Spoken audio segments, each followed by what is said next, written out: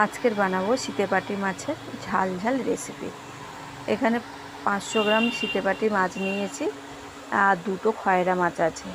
মাছগুলোকে ভালো করে কেটে নিয়েছি, কেটে ধুয়ে নিয়েছি। ধুয়ে নেওয়ার পর হলুদ গুঁড়ো দিয়েছি, লঙ্কার গুঁড়ো দিয়েছি আর লবণ দিয়েছি, দিয়ে খুব ভালো করে মাছে মাখিয়ে নিয়েছি। মাখানোর পর 2 পিঠ ভালো করে মাখিয়ে নিয়েছি। এদিকে কড়াইতে তেল দিয়েছি, তেল গরম হয়ে গেছে, মাছগুলো সব একটা একটা করে ছেড়ে দিয়েছি। আর শীতেপাটি মাছের সাথে দুটো খয়রা মাছও চলে এসছে। খয়রা মাছগুলো আমি কেটে ধুয়ে নিয়েছি। মাছগুলো দেওয়ার পরে যখন 1 পিঠ কড়া হয়ে গেছে তখন আমি উল্টিয়ে দেবো। 2 পিঠ একদম কড়া করে ভেজে নিয়েছি। আর এখান থেকে কিছুটা মাছ রেখে দেবো, আমার ছেলে ভাজা খেতে ভালোবাসে। এরপর মাছগুলো ভাজা যখন হয়ে গেছে আমি একটা বাটিতে তুলে নেব। তুলে নিয়ে এদিকে বাকি যে মাছগুলো আছে সেই মাছগুলো আমি তেলের মধ্যে ছেড়ে দেবো। তেলের মধ্যে দেওয়ার পর বেশি কড়া করব না, এখানে হালকা ভেজে আমি তুলে নেব। 2 পিঠ হালকা ভাজা হয়েছে, এদিকে তুলে আমি বাটির মধ্যে রেখে দিয়েছি। এদিকে একটা পেঁয়াজ কেটে নিয়েছি, 4-5টা রসুন কুচিয়ে নিয়েছি আর একটা টমেটো কেটে নিয়েছি। কড়াইতে মাছ ভাজা যে তেলটুকু ছিল ওই তেলটুকুর মধ্যে রান্না করব।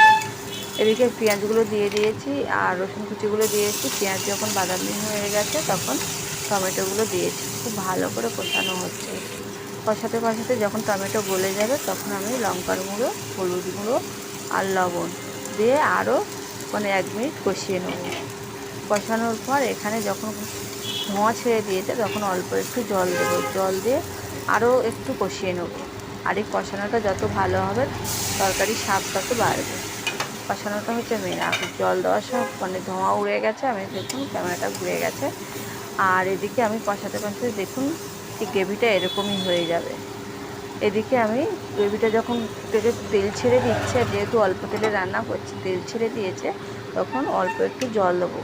অল্প বলতে যেরকমই ঝাল হবে পরিমাণ মতো জল দিয়ে, আর ঝোলটা যখন ফুটে যাবে মাছগুলো দিতে হবে।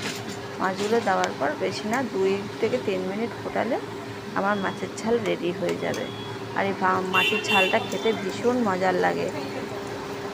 শীতেপাটি মাছ আর অল্প মাখা মাখা ঝোল হবে।